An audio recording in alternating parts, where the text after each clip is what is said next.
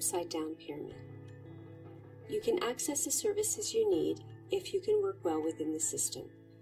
Have your identification papers ready, disclose personal trauma to strangers, keep your emotions stable, know what you want and how to get it, and reassure service providers that you will behave and that you will get well soon. But if you're not good at this system, you'll often be denied entrance outright. You'll be described as lacking the necessary documentation, non-compliant, unable to comprehend, not desperate enough to be ready for care. With every other health condition, services are increased if you don't respond to treatment. Our healthcare system is supposed to be universal, so why does it bar entrance to so many? We need to replace all that stigma with compassion. Let's flip this pyramid already and widen the doorways to all those whose health needs care.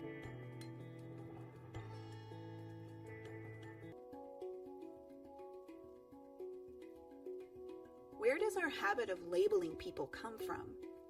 Sure, it may seem efficient to boil down an entire biography to a couple of words, but it also freezes the person in time and labels them with only one aspect of their life story.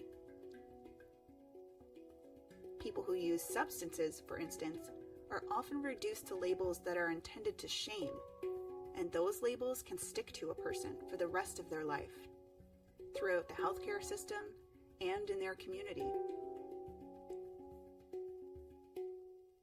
Hurtful labels never take into account how or why someone may have arrived where they are, and studies have shown that stigmatizing labels reinforce feelings of worthlessness. And this stigma often prevents people from seeking help if they need it. How would you feel if people referred to you as one thing you do or try not to do? Isn't it more compassionate to talk about the person, not their difficulties?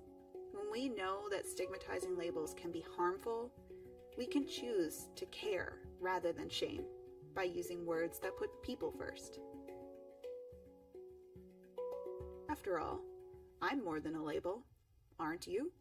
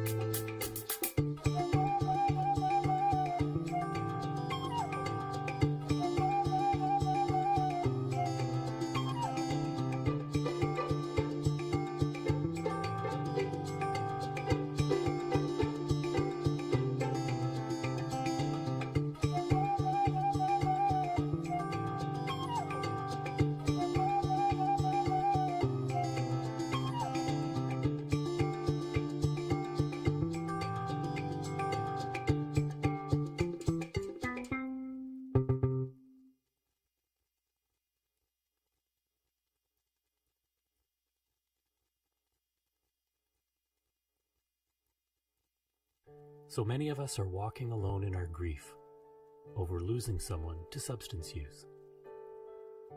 Blinded by sorrow and silenced by stigma, it's hard to find others who understand our pain. We don't talk about our loss as much as we would like, because we can't. People view death differently when it's a result of substance use disorder. There is still so much stigma. If only people knew that substance use disorder is a health condition and that addiction is not a choice, they might have